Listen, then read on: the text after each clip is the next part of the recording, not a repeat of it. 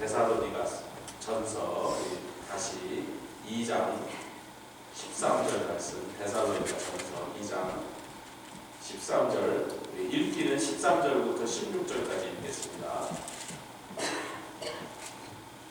데살로니가 전서 2장 13절로 16절까지 말씀 한 절씩 제가 한 절 읽고 여러분 한 절 읽고 다 찾으셨습니까?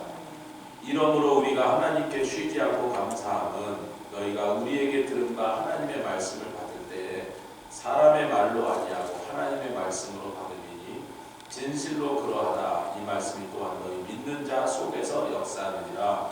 형제들아, 너희가 그리스도 예수 안에서 유대에 있는 하나님의 교회들을 본받은 자 되었으니 저희가 유대인들에게 고난을 받은 것 같이 너희도 너희 나라 사람들에게 동일한 것을 받았느니라. 유대인은 주 예수가 선지자들을 죽이고 우리를 쫓아내고 하나님을 기쁘시게 아니하고 모든 사람에게 대적이 되어 16절 우리가 이방인에게 말하여 구원할 함을 저희가 금하여 자기 죄를 항상 채우매 노하심이 끝까지 저에게 임하였느니라. 아멘. 우리가 그 13절 말씀만 오늘 좀 깊이 가려는 것은 이사야서 34장의 말씀으로 돌아가서 말씀이 어떤 성격을 가졌나를 설명하는 아주 드문 곳입니다. 성경이 성경을 설명하는 거예요. 뭐 예수님이 성경을 설명하는 것도 있고 뭐 사도나 선지자가 성경을 설명하는 건 많이 있는데 성경이 성경을 설명하는 것은 성경 전체 글이 보이지 않습니다. 이렇게 뚜렷하게 성경을 공부하는 사람에게 제가 제일 먼저 소개하는 구절 중에 하나가 이사야서 34장 16절과 17절. 근데 먼저 데살로니가의 성도들을 제가 이제 그 터르사 교회 가서 마게도냐 성도들의 헌금에 대한 선교에 대한 그것을 소개하면서 우리 녹서 말씀이죠. 할렐루야. 우리가 데살로니가의 위치를 마게도냐의 수도라는 것을 모르고 읽으면 그 마게도냐는 다른 사람들이고 데살로니가는 다른 사람들 이렇게 생각하기 쉬운데 마게도냐에는 두 큰 도시가 있습니다. 빌립보와 데살로니가. 그런데 빌립보는요 금광이 발견될 때까지 그냥 어촌이었어요. 아무것도 없는 그냥 벌판이었다. 빌립보는 빌립 대왕이 알렉산더의 아버지가 아무것도 나는 것도 없고 뭐 장사할 수단도 없고 바다도 없고 산골짜기 척박한 자기네가 맨날 가난하고 약하게 사는 거에 이 사람 이제 진절머리가 나는 거예요. 저 아가야 지방에 가면 막 바다도 있지, 땅도 기름지고 막 무역이 성에서 온 나라가 무역을 하면서 돈을 버는데 장사도 할 수 있고 물고기도 잡을 수 있고 농사도 지을 수 있으니 거기는 웬만하면 잘 사는데 이 산골에서 뭐 나는 것도 없지, 뭐 내다 팔 수 없지. 그러니까 이 사람이 이제 우리가 잘 사는 방법은 군대를 키워갖고 그래서 그 사람이 말을 사모으기 시작합니다. 여러분 지금 탱크 한 대가 그때 당시 말 한 표 값이라 이렇게 생각하면 비슷한 거예요. 말 한 대를 모으려면 웬만한 사람 몇 년 월급이 들어갔다. 요즘 군대에서 탱크 한 대 사려면 몇백억씩 내야 되는 것처럼 그 비싼 말을 온 나라의 국력을 다 기울여서 말을 사도 워낙에 나라가 가난하니까 몇 마리 못 산 거예요. 여러분 필립, 우리 아들 필립의 이름이 그 필립입니다. 그 필립 왕의 이름을 딴 필립이야. 오리지널은 그 필립이 처음이라고요. 필립이라는 게 무슨 뜻이냐면 말들의 친구라는 뜻이에요. 필립 대왕의 말에는 무슨 마음밖에 없었다? 그 마음에는 지금 얘기했잖아요. 빨리 말을 사고 와야 돼. 나라에 돈이 있다면 다른 데 쓰지 말고 전부 복지 그런 거 다 필요 없다. 병원 짓고 학교 그런 거 필요 없다. 말을 사야 돼 그랬어요. 근데 나라가 가라니까 몇 마리 못 샀어. 근데 나라의 국력이 소진되는데 하필이면 딱 그때 빌립보에서 당대 세계 최고의 금광이 터져버린 거예요. 이해가 가시면 아멘이죠. 이게 역사적인 얘기인데 여러분 이해가 되셔야 제가 그 다음 얘기를 하니까. 빌립보에 어마어마한 금광이 말을 사모으려고 했던 필립 대왕의 꿈이 이루어집니다. 그래서 몇만 마리를 사모합니다. 그래서 마게도니아 군대는 기병대를 중심으로, 그 군대 편제 속에 보병보다 기병을 중심으로 군대를 꾸릴 수가 있었다. 그러고는 필립이 갑자기 죽어버린다. 갑자기 죽살을 해버려요. 그래서 뭐 독살당했는데 여러 설이 있는데 뭐 증거가 없으니까. 그러니까 젊은 아들, 그때 한 19살, 20살밖에 안 되는 아들 알렉산더한테 왕위를 물려줬는데, 왕위와 함께 뭐냐면 몇만 마리 말로 무장된 당대 유럽의 최강의 기마부대를 물려준 거예요. 그래서 그 4만밖에 안 되는 병력을 보고 페르시아의 40만 군대를 쳐버리고 깨부셔버려요. 그럼 뭐 역사예요. 그래서 빌립보는 갑자기 금광 때문에 일확천금이 쏟아진 곳이기 때문에 로마가 그리스를 점령하고도 빌립보에다가 더 견고한 성을 쌓은 거예요. 왜?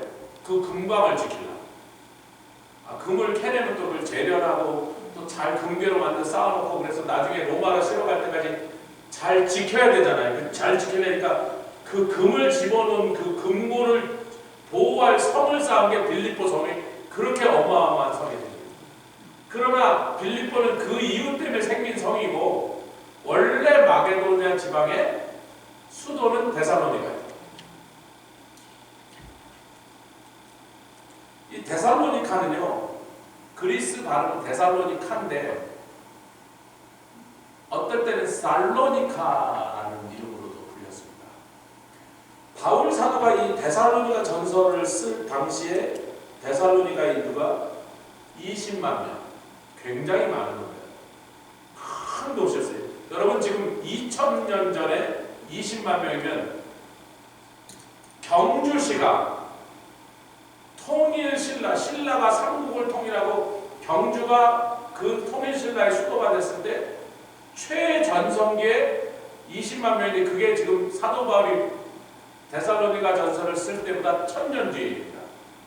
지구의 인구가 훨씬 늘어난 다음에 20만하고, 그러니까 얼마나 큰 도시라는 게 이제 대충 가늠이 오시는데, 그래서 이 데살로니가가 사실은 마게도니아 모든 지역에 언제나 데살로니가 교통의 중심, 상업의 중심, 문화와 행정의 중심으로 남아있었던 거예요.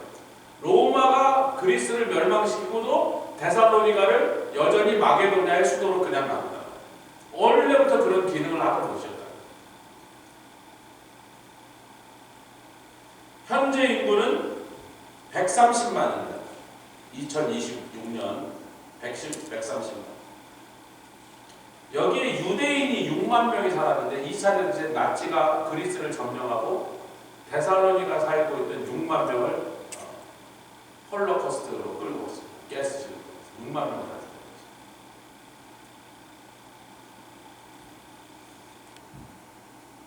그래서 우리가 이제 마게도니아 성도들의 신앙이라고 할 때 그 마게도니아 전체 지역, 그러니까 그리스의 절반이란 말이에요. 그러니까 우리로 치면 북한 땅 전부 이렇게 말하니까 굉장히 넓은 지역에 퍼져 있는 사람들인데, 그 핵심에 중심에 데살로니가 교회가 있어요. 아멘. 북한으로 치면 평양이다 그런 거예요. 남한으로 치면 서울이다 이런 겁니다. 근데 이 데살로니가 교회는 빌립보 교회보다 사도 바울이 그 영향을 미친 기간이 훨씬 짧고 그럴 수 있는 기회가 훨씬 없었기 때문에, 빌립보나 뭐 고린도나 에베소나 이런 데서는 사도 바울이 굉장히 심혈을 겨울해서 여러 번 방문해서 또 다른 사도들이 가서 그 사람들의 신앙을 이렇게 발전시키는 많은 역할들을 했는데, 그런 혜택을 받았단 말이에요. 제가 오클라호마에 처음 온 줄 알고 거기 성도들이, 아이고 목사님 오클라호마 처음이죠. 그래서 제가 오클라호마 3번째입니다. 아 그래요? 언제 오셨어요? 그래서 아니 요 도시는 처음인데 그 로턴이라는 도시에 내가 2번을 갔었습니다. 거기에 이제 그 시카고에 있는 어느 침례교회 목사님이 미국의 남부의 이 한인교회에서 70년대부터 얘기하는 한인교회들이 없었는데, 거기 이렇게 막 군기지마다 이렇게 미국인들과 결혼한 많은 한인들이 사니까 복음을 못 듣고 뭐 영어는 뭐 미국 교회 가서 못 알아듣고 그러니까 이분이 가서 30년 동안 복음을 전는 거예요. 70년대 초반부터 60년대부터 했는데 오래전부터. 근데 이분이 한 번 거기 돌리니까 처음에는 한두 군데 갔는데 나중에는 뭐 저기 미조리, 캔사스, 뭐 애리조나, 테네시, 플로리다, 텍사스, 오클라호마 다 도더라고. 한 번 도는데 3개월이 걸렸다. 그러니까 이제 시카고의 본교에서 아니 목사님 그 좀 너무합니다. 교회를 3개월이나 키우고 가시면 어떡합니까? 아무리 좋은 일이지만 우리도 양인데 우리 양들을 버리고 3개월 갔다 오시면 우리가 못 살겠습니다. 그래서 교회가 너무 이제 일이 많아지니까 이분이 마지막으로 갔을 때 제가 그걸 따라갔다가 그 다음에 이 목사님 이제 못 간다니까 거기 있는 분들이 너무나 힘들어한다 그래서 뉴욕에서 이제 몇몇 우리 기도 그룹이 있었어요. 여기서 매달 모여서 기도하는 기도 그룹이 우리가 한번 글로 가자! 그리고 이제 갔는데 아니 목사님이 없으니까 돌봐주고 챙겨주는 분이 없으니까 참 그분들의 영적인 상태가 그 1년 만에 제가 1년 만에 갔는데 그 목사님과 함께 그 목사님 마지막 출입에 따라갔는데 그 다음에부터 이제 못 오니까 1년 만에 다시 뵀는데 이분들이 영적인 상태가 말도 안 되게 바닥으로 처박혀 있는 거예요. 양 목자도 없지 뭐 리더도 없지 뭐 자기네들 교회 모여갖고 예배를 드리고. 데살로니가 교회는 그렇게 될 수 있는 환경적 조건을 다 가지고 있는데 놀랍게도 아가야와 마게도냐뿐만 아니라 당대 초대교회 모든 교회에서 이 데살로니가 성도들의 믿음에 대한 소문이 각처에 퍼졌다. 아멘. 야, 그러니까 이 사람들이 뭔가 특별한 무엇을 붙잡았다는 거예요. 그 이유를 사도 바울이 차근차근 밝히면서 여러분 제가 우리 교회 성도들이 굉장히 훈련도 잘 되고 성령 충만하고 교회에 헌신하다 이러면요. 그 말을 들으면 다른 교회를 몇 군데 거쳤던 분들은 맞다고 그러는데요. 세상 다른 교회를 안 다녀봤던 분들은 30년 동안 딱 오로지 이 교회밖에 다닌 적 없는 분들은 뭐 교회들이 다 그런 거 아닌가? 가끔 게스트피커들이 오셔서 이 교회 참 성도들이 열심히 있고 성령 충만하고 막 교회가 막 살아있다 그러면 여러분들은 입에 발린 그냥 멘트인 줄 알아요. 양 목사님 우리 교회에서 그랬다가 지난번에 양희철 목사님이 뉴욕 가서 뵙고 제가 막 사슴고기를 갖다 드리고 그랬더니 조 목사님 내가 다른 곳에 이곳저곳에 설교하러 가서 사실은 내가 말은 거기서 그렇게 못하니까 너무 막 성도들이 은혜도 떨어지고 헌신하는 모습도 다시 보고 열정도 식고 성령 충만도 식어서 너무나 가슴이 아파서 돌아올 때가 많아. 다른 교회 설교가 피츠버그 갔다 와서 내 영혼이 얼마나 위로를 받고 충만해졌는지 지금도 피츠버그 갔던 그때가 막 꿈에 나타날 정도로 생생해갖고 그래서 여러분들의 이름을 재직들 이름을 보내줘서 명단 보내드렸습니다. 윤영희 장로님, 권사님들 보내드리고 내가 매일 이분들을 위해서 내가 조목사님과 교회를 위해서 기도할 때 어차피 하는 김에 같이 하자고 교회 지도자들이 그렇게 성령 충만하니까 매일 여러분들 위해서 기도하고 계십니다. 아니 그때는 여러분들이 없어요. 그 자리에 여러분이 안 앉아있잖아요. 저 커피숍에서 얘기하는데 입에 바른 그런 얘기 할 필요 없잖아요. 그냥 괜히 그냥 기분적으로 하고 그런 말 할 필요 없는 자리인데 오히려 거기서 그러니까 내가 다른 교회 가서 너무나 속상하고 마음이 실망해서 올 때가 많아. 현대 교회들이 너무나 그렇게 부서져 있고 죽어 있고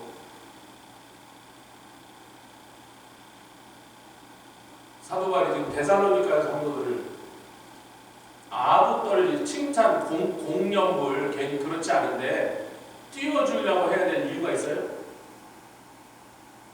다시는 이들을 못 만났습니다. 이 편지 쓰고 난 다음에도 데살로니가 성도들을 다시는 가서 막 얼굴로 보지 못했어요. 아무 상관이 없어. 아무 관계가 없어. 근데 그들을 통해서 들려오는 퍼지는 소식이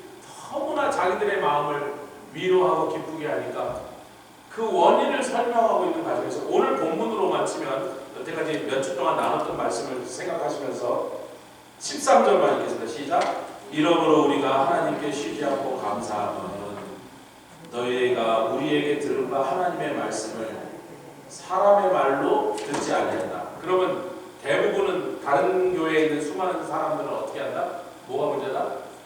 아이고 우리 목사님 오늘도 왜 흥분하셨나? 아니면 아이고 목사님 오늘 설교 준비 많이 했는데 아주 재밌고 그러네.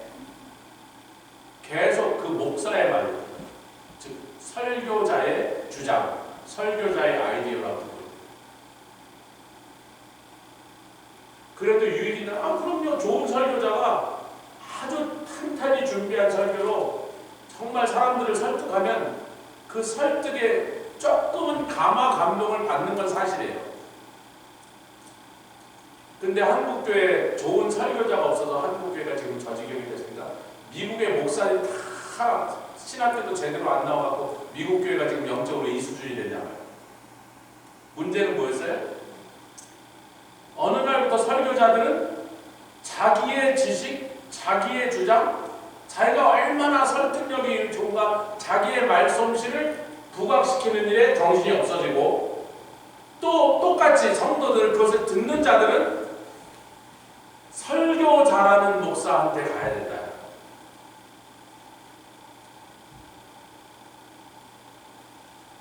제가 이제 이거를 여러분에게 잠깐만 잘 들어보세요.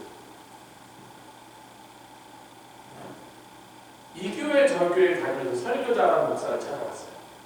내가 볼 때 A, B, C, D 이 5 목사의 설교를 들었는데 B 목사가 제일 잘해요. B 목사가 담임하는 교회를 갔어요. 매주 그 설교 아주 탁월한 설교가인 B 목사의 설교를 매일 들어요.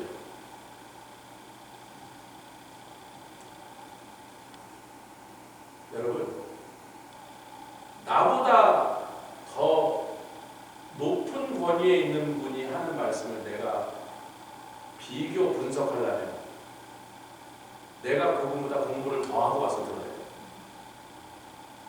제가 이번에 딱 갔는데 세계적인 선교 신학자 우리 교단의 마원석 선교사님, 옥스퍼드 선교대학원에 학장을 하시고 아시아 선교사들만 양성하는 아시아 퍼시픽 거기는 종합대학의 총장을 하셨던 마원석 선교사님이 딱 앉아있는 거예요. 저는 앉아 계실지 모르고 갔는데 딱 갔는데 거기 딱 앉아 있어서 에휴 참네. 대선배 막 스승도 막 하늘과 같은 스승을 앞에 앉혀놓고 이 새까만 후배가 설교를 해야 되니 다행히 멀리 앉았는데 앞에 앉은 분이 키가 커서 얼굴이 하나도 안 보여요. 그분이 안 보여요. 저기 앉은 건 알겠는데 예배 시작 전에 인사를 하셨으니까 거기 앉은 건 알겠는데 마성교사님 얼굴이 하나도 안 보니까 참 도움이 되더만요. 우리가 A 목사가 B 설교자가 C가 D가 누가 설교를 제일 잘하는지를 판단을 할 수 있으려면 내가 그분들과 하나님의 말씀을 더 잘 알고 있었어요. 가능해야 안 가능해요? 내 귀에 좋게 들린 사람이 잘한다고 생각합니다. 나를 감동 주고 나를 웃긴 사람이 저 목사 설교가 제일 좋다. 내 스타일을 내 취향을 내가 고르는 거야.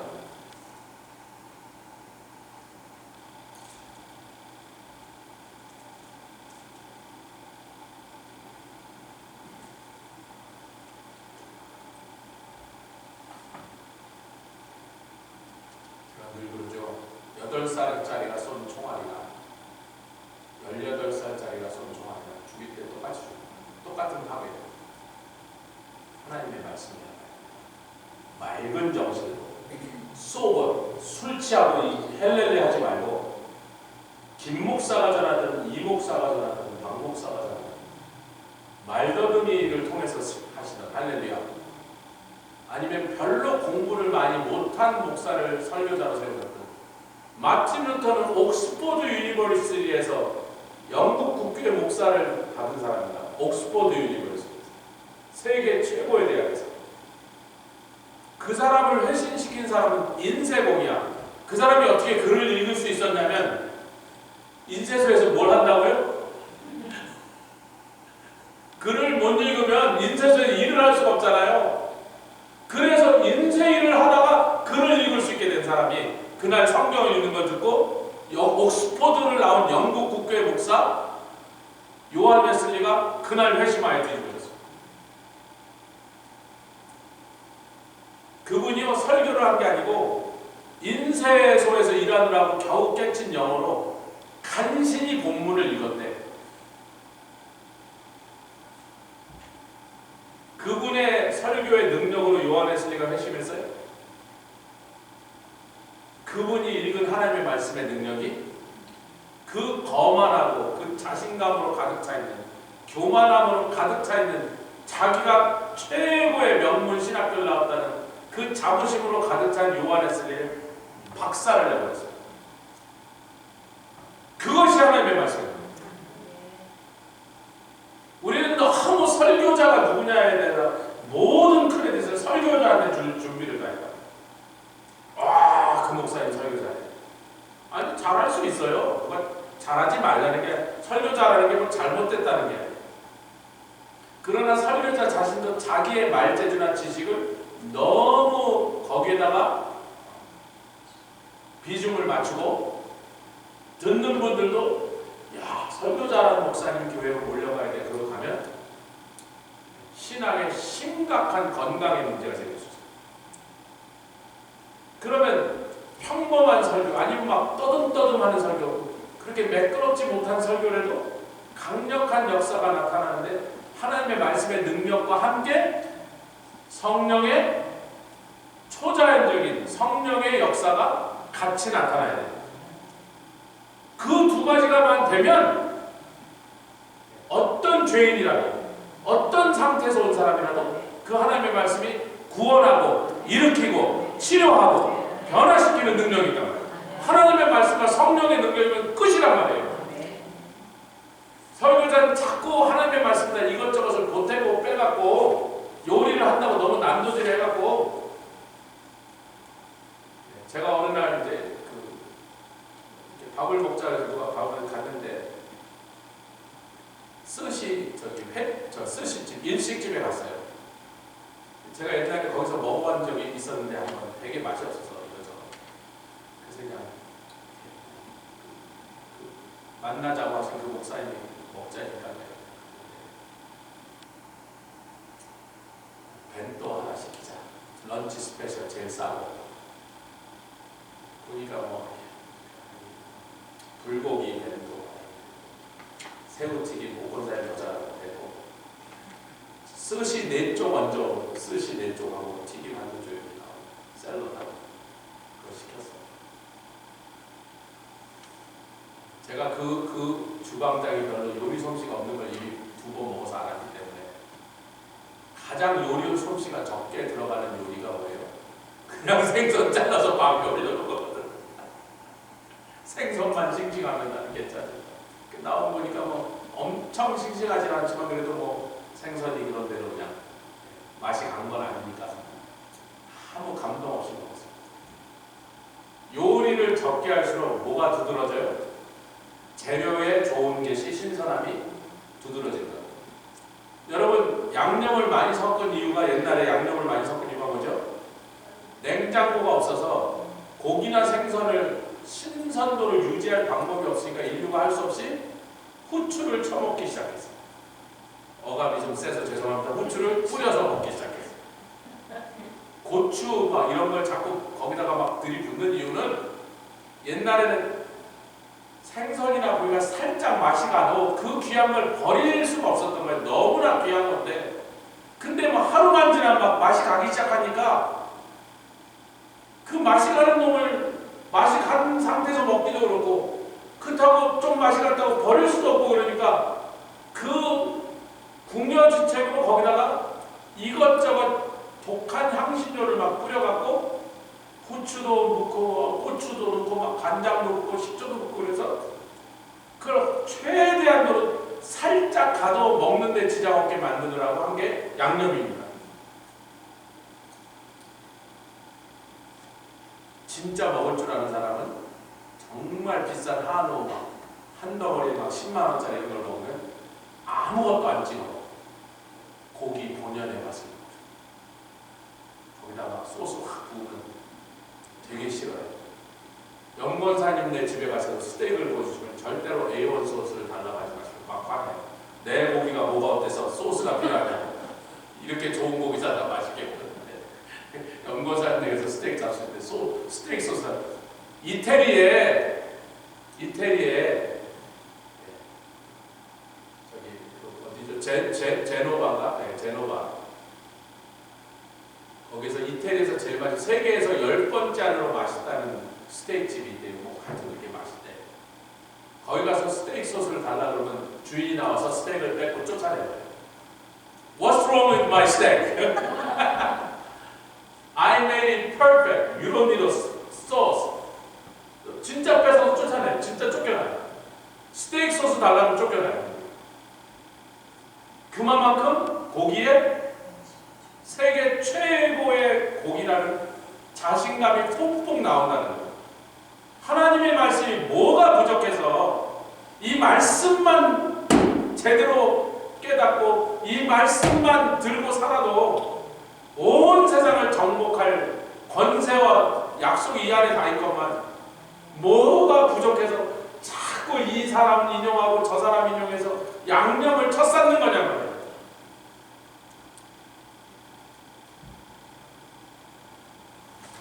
제가 설교하다 이렇게 웃기면요, 집사람 집에 가서 뭐라 그래요. 왜 자꾸 웃기냐고 그래서 아니 누가 자꾸 졸아서 잠 깨우려고 웃겼다고.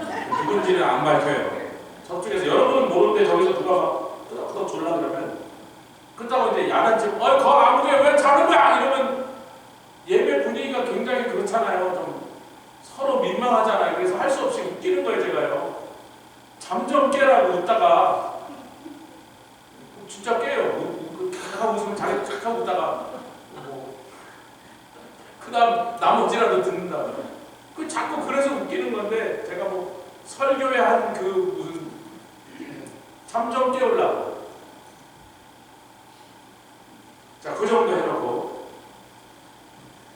그 예일대학의 가장 명망 있고 최고의 교수라고 인정받는 분이 닥터 윌리엄 라이언 펠프스라는 분이 있었답니다. 그분이 이런 유명한 말을 했어요. I believe knowledge of the Bible without a college course is more valuable than a college degree without a Bible knowledge. 이분은 신학교 교수가 아니에요. 예일대 그냥 일반 과목 교수인데 그렇게 예일대에서 잘 가르친다고 최고로 인정받았던 교수가 그분이 그렇게 말한 거예요. 자기가 예일대 교수인데 하나님의 말씀을 배우는 것이 혹시 대학교 공부를 못해서도 대학교 공부에서 학위는 받고 하나님의 말씀을 모르는 것보다 훨씬 더 낫다라고 나는 믿습니다. 여러분, 이분이 목사가 그런 말을 한 게 아니고 신학교 교수가 그런 게 아니라 그냥 평범한 그리스도인인데 예일대학의 교수인데 최고의 학문을 배웠고 그 학문을 또 가르치는 사람인데 이게 아무리 대단한 것 같아도 하나님의 말씀보다 못합니다. 그 밑에 있습니다. 우리가 현대 기독교인들이 이것에서부터 잘못했어요. 목사가 얘기하면 뭐 그럴까 그러고 교수가 얘기하면 어휴 교수님 정말 그래요. 주의 종이 선포하면 진짜 그럴까? 근데 무슨 전문가, 과학자 무슨 이런 사람이 나와서 얘기하면 무슨 과학자가 그럴까?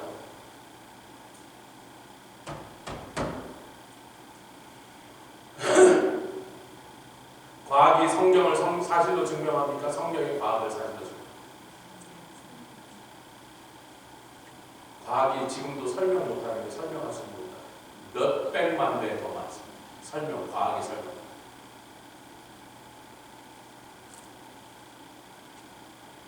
너무 그런 거 좋아하지 마시고 우리 하나님의 말씀으로 이사야서 34장 이사야서 34장 제가 이걸 이사야서 강의에 저기다 지금 준비해놨는데 데살로니가 교회 얘기를 하면서도 이 얘기를 좀 나눠야 좋겠다 싶어서 지난주에 너희는 여호와의 책을 자세히 읽어보라 이 말씀을 우리가 좀 자세히 나눴습니다. 할렐루야. 여기서 우리가 기억하는 두 가지 말씀입니다. 여기서 공부를 많이 한다가 아니라 그렇게 걸어갔다. 아멘. 네. 그렇게 밟아라. 그렇게 행하라. 아멘. 두 번째는 읽으라고 할 때는 눈으로 읽는 게 아니고 머리로 읽는 게 아니고 소리 내서 묵상하는 방법이에요. 소리를 내라. 그래서 항상 그 말씀을 되뇌이고 있어라. 그리고 항상 글로 걸어가라. 그게 자세히 읽어보라는 뜻입니다. 여러분, 우리 현대인들은 이것을 그렇게 생각하고 열공해라, 열심히 공부해라 이렇게 해석을 해버려요. 그거는 헬라 사상입니다. 달달 외워라. 시험 문제에 나올 때니까 사지선다형의 단어로 달달 외워라. 그건 헬라식 공부 방법이고, 히브리서 하나님의 말씀을 묵상하는 방법이 이게요. 그 말씀대로 맨날 걸어다녀. 어떨 때까지? 길이 날 때까지. 반복해서 그 말씀을 실천하라. 그리고 한 번 듣고 끝나지 말고 소리를 내서 수없이 그 말씀을 되뇌어서. 놓치셨나요? 지난주에 다 얘기하던데. 묵상은 뭐라고요? 소리 내서 계속 반복해요. 암송하고 뼈에 새기고 심장에 새겨질 때까지 그 말씀을 반복하여 나한테 들려주는 거죠. 그게 자세히 읽어보라요. 하나도 빠진 것이 없다. 인간의 호기심과 관심의 대상인 모든 주제를 다루는 게 아니라 화성에 생명체가 사느냐 마느냐 성경은 다루지 않습니다. 아무 상관없어요. 화성에 사느냐.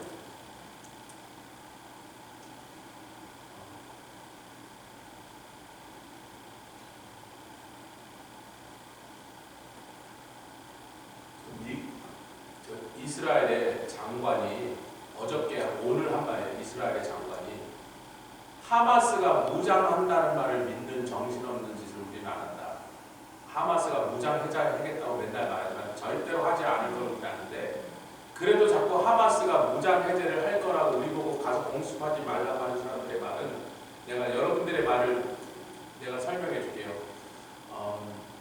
달에 바닷가 앞에 있는 맨션을 우리가 공짜로 나눠줄 테니까 달의 맨션, 바닷가 앞에 있는 맨션을 받고 싶은 분은 신청하세요 라고 말하는 거랑 똑같은 헛소리다.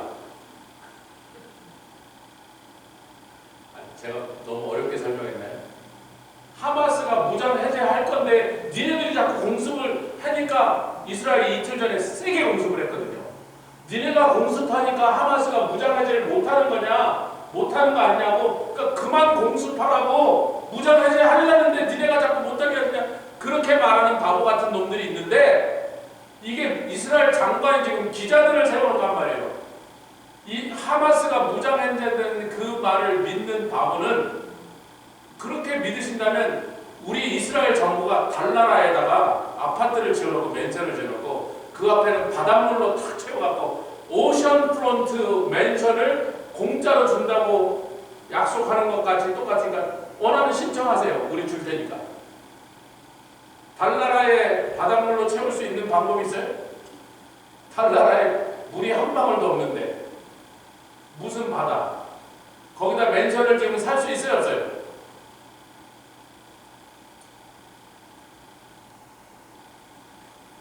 화성에 뭐 생명체가 살든지 말든지 인간의 호기심의 대상은 되는데, 우리에게 생명과 복에 관한 말씀과는 아무 상관없어요. 우리가 영생을 얻고 또 영생을 얻는 게 아니라 하나님의 말씀대로 진리대로 살아서 복을 누린 것과는 아무 관련이 없는 거예요. 그런 건 성경에 안 썼다. 그런 건 성경이 없으니까 달나라에다가 오션프론트 맨션 달라고 이스라엘 정부에다가 요청하는 게 차라리 더 덜 바보 같은 소리다.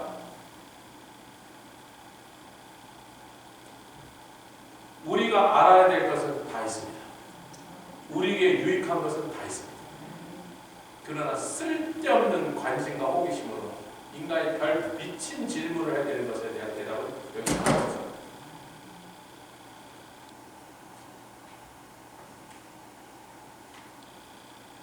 그 짝이 없는 것이 없으리니, 우리 34장 16절 17절 읽고 가야겠죠. 같이 읽겠습니다. 시작. 너희는 여호와의 책을 자세히 읽어보라. 이것들이 하나도 빠질 것이 없고 하나도 그 짝이 없는 것이 없으리니 이는 여호와의 입이 너를 명하셨고 그의 신이 이것들을 모으셨습니다. 여호와께서 그것들을 위하여 제비를 뽑으시며 침수로 줄을 매어 그 땅을 그것들에게 나누니 그것들이 영영이 차지하며 대대로. 데살로니가 성도들이 처음 듣는 예수의 십자가의 대속과 부활에 대해서 들었는데, 야, 이게 뭔 소리야? 근데 그들이 그걸 믿어버렸어요. 근데 이 사람들은 원래부터, 데살로니가나 베레아 사람들은 원래부터 회당에 모여서 하나님의 말씀을 들을 때 간절한 마음으로 받고, 이것이 그러한가 하여 말마다 집에서 성경의 말씀을 상고하여 확인하는 그런 습관을 가진 사람들이었어요. 그러니까 사도 바울의 말 듣고 선동에 넘어가게 아니라 일단은 아멘, 너무나 말씀이 강력하게 그들을 사랑하니까 아멘 하고 믿었는데 바로 집에 가서 하나님의 말씀과 하나하나 대조하면서 확인했단 말이에요. 아멘. 이제 성경을 연구할 때 그 짝이 없다, 없는 것이 없다, 하나도가 강조되는, 이 하나도는 히브리의 에카드, 같이 에카드. 이 하나도라는 말은 only, alone, one. 그러니까 절대로 없다. 없다가 붙었으니까 에카드, 그리고 없다가 붙었으니까 결단코 없다. 성경에 짝 없는, 처녀는 짝 못 만나서 처녀 귀신으로 죽는 수가 생겨도 총각은 짝을 못 만나서 혼자 호래비로 사는 일이 생긴다 할지라도 성경의 말씀에는, 아멘, 성경의 말씀에는 짝 없는 말씀입니다. 그러면 내가 하나님의 말씀 읽다가 짝이 어디지? 라고 찾아야 되는 거예요. 이거를 신학교에 저희가 들어서 신학교 교수님들이 처음에 제일 먼저 강조해, 자, 성경을 해석하는 여러 원리들이 있는데 바른 원리, 올바른 원리는 성경으로 성경을 푸는 겁니다. 아멘. 근데 저는 그걸 우리 아버지가 목사이셨기 때문에 요만할 때부터 귀에 못이 박히도록 우리 집에서 들었던 얘기를 뭐 신학교에 교수님께서 뭐 하고 그랬죠. 뭐 당연한 얘기 왜 하시나 했더니 그 모르는 분들이 많아요. 신학교 왔는데도 성경을 성경으로 푸는 원리라는 걸 못 들어본 사람들이 많더라고요. 성경을 주석으로 풀으면요, 성경을 남이 쓴 주석으로 성경을 풀으면 이런 거예요. 쇠로 다이아몬드를 깎으려는 사람들. 여러분, 쇠를 다이아몬드 다 자꾸 문지르면 다이아몬드가 깎여요? 쇠가 없어져요? 다이아몬드로 쇠를 깎아야 돼요. 주석책은 사람의 이론이에요. 어쨌든 성경을 많이 공부한 사람들, 신학자들의 이론이지만 어쨌든 사람의 가설이라고. 그놈이 성경을 깎아낸다고요? 그래서 아름다운 다이아몬드의 광택을 낸다고요?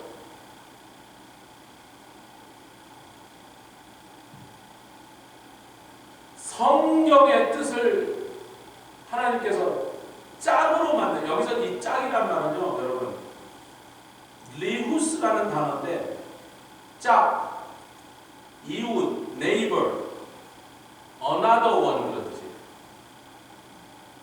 아니, 저 좀 보세요, 여러분. 제가 저희 집사람하고 같이 다니는 이유가 이 호텔에 갔을 때 목사가 혼자 있으면 굉장히 불편해요. 방에서 꼼짝도 못하고 앉아있어요. 호텔에서 어떤 그냥 어떻게 잘 모르는 분이라도 아는 여성분을 만나면 아이고 목사님 안녕하세요. 그래서 아이고 안녕하세요. 그 목사가 뭐야? 그러고 갈 수도 없으니까. 그러고 있는데 지나가는 어떤 사람이 저 목사가 저 여자가 호텔에 왜 들어갔을까? 이러고 간다니까요. 제가 그런 소리라도 안 들으려고, 그런 말도 안 되는 헛소리지만 안 들으려고 호텔에 갔는데 저희 집사람에서 그냥 끝까지 방에만 있어요. 거기 이제 목사님이 오시면 목사님하고 나가서 밥 먹고요. 혼자 안 다닌단 말이에요, 호텔에. 무슨 얘기인지 아시겠어요? 그래서 저는 감사라고 비행기표를 주시는데 집사람 거는 내가 내겠습니다. 우리 집사람 같이 가겠습니다. 아, 오시라고 해서. 집사람 비행기표는 제가 내겠습니다. 부인까지 비행기를 내려가셨거든요.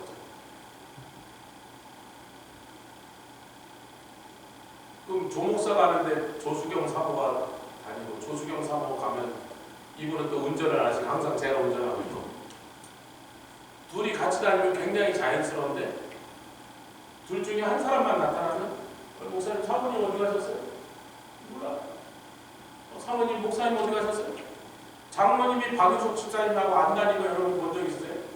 언제나 박윤숙 집사님 같이 해요. 너무나 그게 자연스럽고 당연한데 성경에 짝이 없는 단어는 한 단어도 없다. 지금 들었습니다.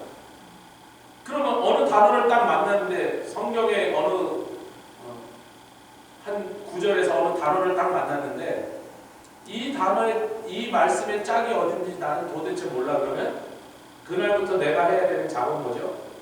이 말씀의 짝을 찾아서 엄마 참자 선물이라는 거예요. 제가 처음 할 때는요 짝 하나 찾는데 3개월 6개월 걸린 적이 많았어요. 아 이거 못 찾겠어. 이 넓은데 도대체 어디 가실 계셨냐고요. 아무리 읽어도 짝을 못 찾겠어요. 도대체 뭐 짝이 있기는 있는 거야? 여러분이 왜 짝이 없다고 생각하냐면 그렇게 힘들게 짝 하나 찾는데 몇 달씩 걸리니까 짝 찾는지를 진작에 포기했어요. 짝 같은 게 어디서 우리 목사님 설명할 때 그냥 들으면 되지 그런 거예요. 근데 저는요 제가 말씀드렸잖아요. 제가 전도에서 구원받은 사람이 내가 구원받고 몇 달을 해서 구원받은 사람이 자꾸 져달라고 나한테 찾아온단 말이에요. 몇 주 전에 얘기했죠. 져달라고 나가 져달래. 근데 날 보고 먹여달라는데 내가 그걸 알아야지 먹여주지. 그래서 말씀을 파는데 성경에 짝을 찾으려니까 아니 도대체 이 짝이 어디냐 말이야. 클로도 없고 그냥 황당한 거예요.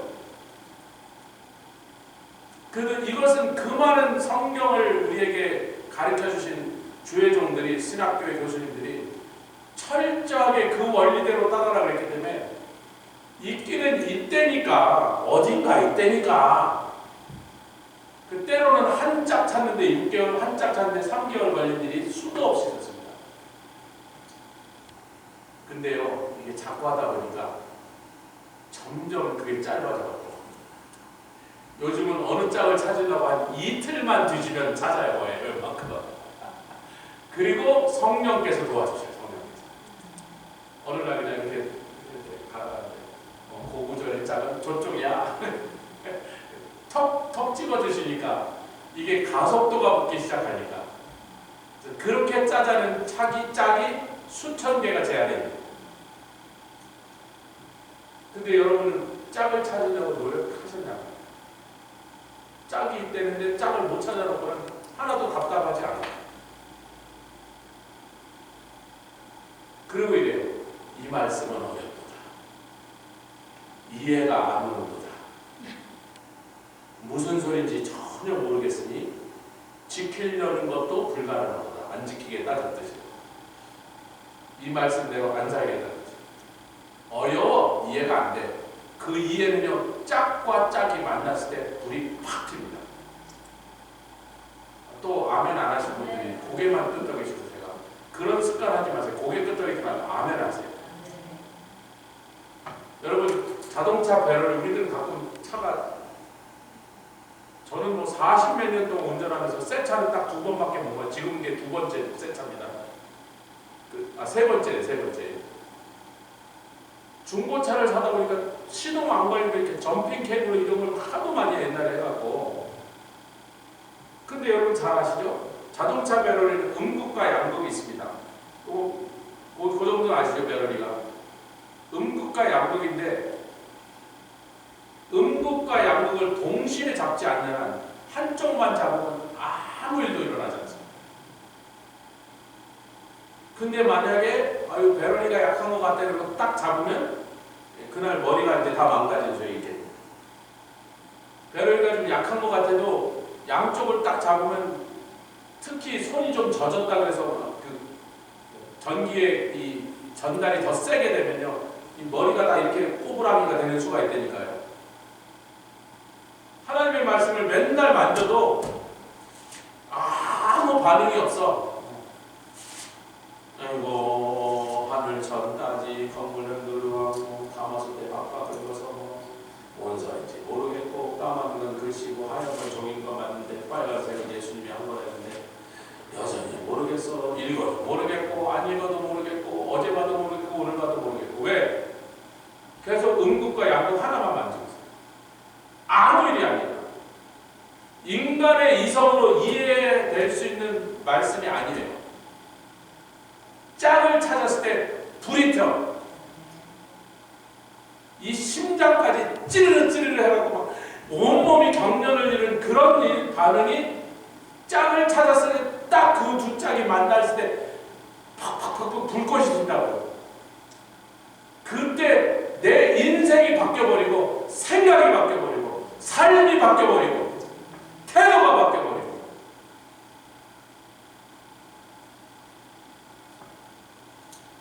신학교 들어가기 전 8년 동안 저에게 수백 번 그런 일이 났어요. 그 다음에 신학교를 갔어요.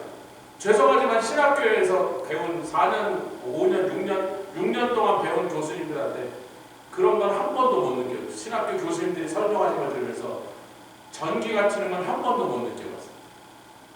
은혜 받은 적은 있어요. 아, 저건 참 놀랐다. 학문적으로, 야, 저건 어떻게 저런 걸 배우셨지? 그분들도 돈 주고 배운 거예요. 자기네들 교수들한테. 우리도 돈 주고 배운 거라고. 지식은, 여러분, 지식은 돈 주고 사는 거예요. 내가 지식을 배워. 어느 학원에 가서 공짜로 다녀요. 꽃꽂이를 배우러 가도 한 달에 수강증 끊어서 몇만 원 내야지 꽃꽂이를 가르쳐주는 거예요. 지식은 돈 주고 배우는 거예요, 여러분. 신학교에서 지식을 배웠습니다. 이야, 저는 몰랐는데. 신학교 와서 수업료 안 냈으면 내가 저거 몰랐어. 제가 요즘 나이 50다 돼서 신학교 다니는 제자가 있어요. 20대 때 신학교 다니다 때려쳤다가 20몇 년 만에 다시 신학교로 갈 제자가 지금 열심히 공부하고 있다고 로스쿨에 가요. 얼마 전에 이제 안부 전화가 왔어요. 오클라호마에서 설교하려는데 거기에 전화 와서 안 받았다는데 피츠로 돌아와서 다시 전화 거기 받았어요. 주말에 거기 집회 못 받았다 그랬더니 아이고 뭔 급한 일인데 자꾸 전화했어 그랬더니 그냥 안부 전화인데 그래 잘 있어 잘 있다고 그거밖에 없으면 끊어 그랬더니 아, 예. 너무 또 냉랭하게 했나 싶어서 제가 신학교 공부 잘 돼 그랬더니 내 새학기 시작해서 정신없습니다. 공부하는데 정신없는데 뭐하라고 전화해? 공부나 열심히 하지. 아니 열심히 하고 있습니다. 무슨 문제야? 신학교에서 딱 두 가지를 배웁니다. 첫 번째, 하나님의 말씀을 어떻게 공부하든지 공부하는 방법을 배우는 거야. 아, 예, 그렇죠. 근데 그보다 더 중요한 걸 배우는 게 있어. 목회할 때 하면 안 되는 짓이 뭔지를 배우는 거야. 어떻게 하는지, 뭘 하는지, 어떻게 잘하는지는 안 가르쳐줘요. 장례식 어떻게 인도하는지 안 가르쳐줘요. 결혼식 주례 어떻게 하는지 안 가르쳐줘요. 안 가르쳐줘요. 신방 어떻게 하는지 안 가르쳐줘요. 한 명도 그런 얘기 한 사람 없어요. 교회에서 목회자가 하면 안 되는 짓이 뭔지 어떻게 가르쳐줘요. 다녀야 돼. 하면 안 되는 걸 미리 배우고 나왔어.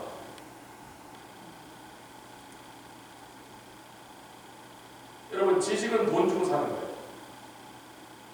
여러분, 지식을 돈 안 주고 받아올 방법이 있습니까? 전부 돈 주고 사오는 거예요.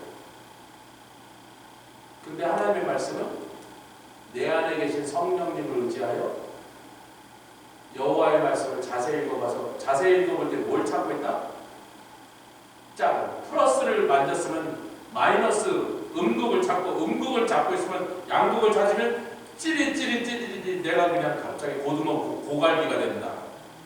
전기가 통해서 심장이 막 찌릿찌릿하는 그런 일들을 하나님의 말씀을 접할 때마다 그런 것을 계속해서 얻어서 체험하면 그 하나님의 말씀의 강력한 능력이 내 생각을 바꾸고 태도를 바꾸고 내 인생을 바꾸고 살아가는 방식을 바꾸고 목표를 바꾸고 그래서 그걸 우리가 뭐라 변화가 일어난다.